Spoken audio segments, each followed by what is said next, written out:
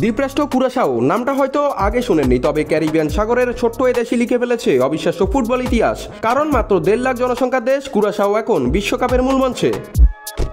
CONCACAF অঞ্চলের বিশ্বকাপ বাছাইয়ে জামাইকার বিপক্ষে গোলশূন্য ড্র, আর এতেই নিশ্চিত হয়ে গেল 2026 বিশ্বকাপের টিকিট। আর এই অর্জনের মধ্য দিয়ে কুরাসা ভাঙল আগের রেকর্ডও, সবচেয়ে কম জনসংখ্যার দেশ হিসেবে বিশ্বকাপ খেলা আইসল্যান্ডের জায়গায় প্রতিষ্ঠিত করল নিজেদের নাম। 2018 সালের আইসল্যান্ডের 3.5 লাখ মানুষের রেকর্ডকে পেছনে ফেলে মাত্র 1.5 লাখ মানুষের দেশ কুরাসাও এখন সবচেয়ে ক্ষুদ্রতম জনসংখ্যার বিশ্বকাপ দল। বুধবার সকালে জামাইকার সঙ্গে গোলশূন্য ড্র করে অপরাজিতভাবে বাছাই পর্ব শেষ করেছে কুরাসাও। ফিফা র্যাঙ্কিংয়ে তাদের বর্তমান অবস্থান 82তম। একই দিনে হাইতিও পেল বড় স্বপ্নের দেখা সি গ্রুপে নিকারাগুয়াকে 2-0 গোলে হারিয়ে 52 বছর পর বিশ্বকাপে খেলতে যাচ্ছে দেশটি। শেষবার খেলেছিল 1974 সালে। কিন্তু হাইতির এই সাফল্যের গল্প আরও অবিশ্বাস্য। দেশটির সশস্ত্র সংঘর্ষের কারণে একটিও হোম ম্যাচ খেলতে পারেনি তারা।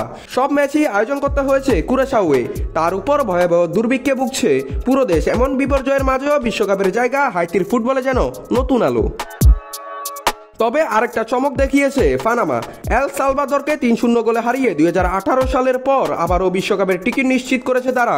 অন্যদিকে গুয়াতেমালার কাছে 3-1 গোলে হেরে সরাসরি বিশ্বকাপের আশা শেষ হয়ে গেল সুরিনামের। তবে লড়াই এখানে শেষ নয়। জামাইকা ও সুরিনাম দুটি দলই সুযোগ পাচ্ছে আন্তঃমহাদেশীয় প্লে অফে। সেখানে মিলবে তাদের শেষ সুযোগ বিশ্বকাপের চূড়ান্ত টিকিট পাওয়ার।